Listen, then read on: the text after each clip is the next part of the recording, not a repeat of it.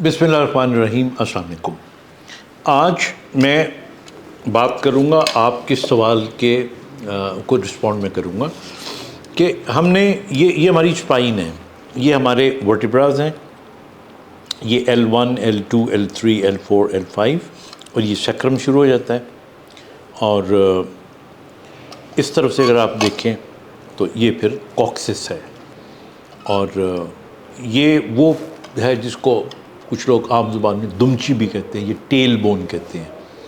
अच्छा, क्वेश्चन आपका ये था कि मुझे कमर में दर्द रहती है और जो कमर की दर्द है ये मेरी टांग में नहीं रेडिएट करती। इससे पहले हमने प्रोग्राम किया था और उसमें बताया था कि अगर कमर में दर्द हो और वो टांग में रेडिएट करे तो ज़्यादा इम्कान ये होता है कि या तो आपकी ये डिस्क जो है ये स्लिप कर गई है और ये आपकी नस को टकरा रही है, और नस जहाँ जहाँ टांग में जा रही है वहाँ पे ये पेन आ रही है। तो ये तो एक बात हमने बताई थी। अब दूसरी बात ये है कि बाज़ औक़ात डिस्क का इशू नहीं होता, और जब नहीं होता तो रेडिएशन भी नहीं होती, कमर के अंदर दर्द रहती है।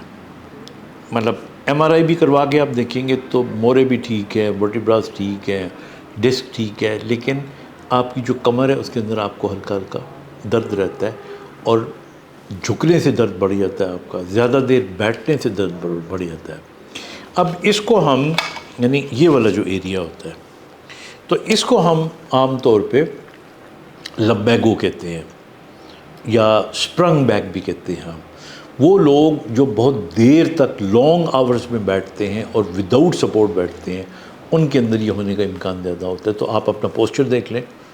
और जो लोग, अब तो खैर इतना रवाज नहीं रहा, लेकिन जो फट्टे होते हैं लकड़ी के, हमारे ज़माने में जब मेडिकल कॉलेज में पढ़ते थे जो बेंच हुआ करते थे फट्टे थे, तो ये बहुत से लोगों को ये तकलीफ़ हो जाया करती थी।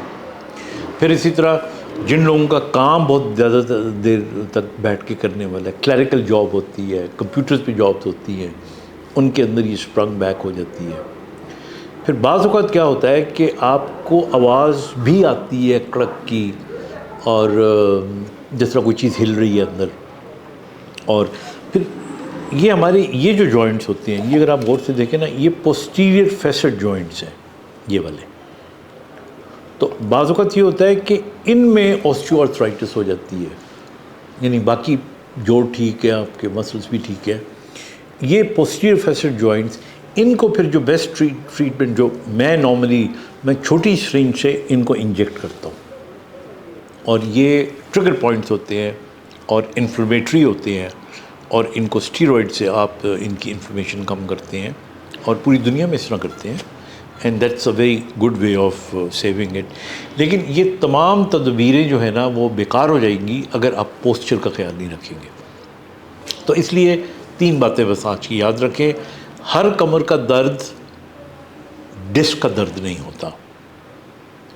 दूसरी बात याद रखें कि ज़्यादातर कमर की जो दर्द है, जो आपको चोट के बग़ैर हों और वज़न उठाए बग़ैर हों और टांग में रेडिएट ना करते हों, उसकी वजह posture and position and sitting होती है आपकी।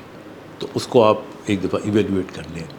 और तीसरी चीज़ ये है, ये मैं ख़ास तौर पे कहने लगा हूँ, हमारे यहाँ it's a very dangerous point, हमारे यहाँ जो यंग लड़के होते हैं उनके अंदर अगर कमर की दर्द हो बग़ैर किसी वजह के, और कमर की दर्द अकड़ाव में तब्दील हो जाए, सुबह आप सो के उठें तो जिस्म अकड़ा हुआ होता है और फिर थोड़ा बहुत चलने से ठीक हो जाता है, तो ये एनकाइलोजिंग स्पॉन्डिलाइटिस हो सकता है।